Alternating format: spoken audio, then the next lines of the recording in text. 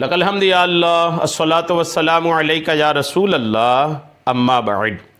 सिलसिला है नाजरीन के सवालों के जवाब देने का। नाजरीन में से एक ने हमारे किसी वीडियो के कमेंट्स में ये सवाल किया है कि हम घर में तन्हा फ़र्ज़ नमाज पढ़ रहे थे तो शुरू में तकबीर कहना भूल गए।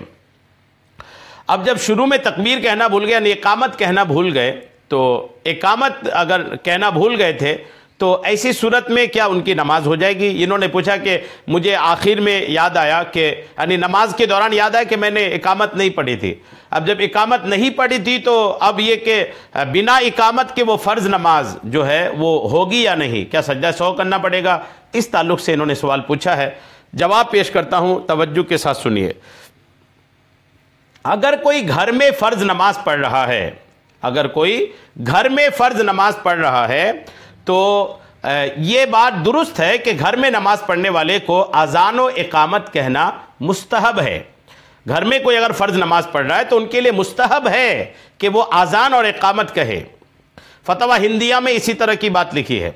तो मुस्तहब तो है अज़ान व इकामत कहना, लेकिन मुस्तहब का मतलब यही है कि अगर देगा तो सवाब मिलेगा, अज़ान व इकामत नहीं पुकारेगा तो नमाज में कोई कमी कोई खामी नहीं होगी।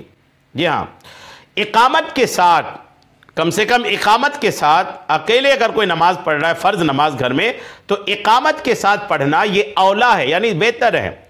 और बिला इकामत भी जायज़ है, अगर कोई बिना इकामत के पढ़ा तो भी जायज़ है। जी हाँ, ये हिदाया में है कि फ़इन सल्ला फ़ी बैतिही फ़िल मिस्र युसल्ली बिआज़ानिन व इकामतिन लियकूनल अदा अला हैअतिल जमाअत व इन तरकहा जाज़।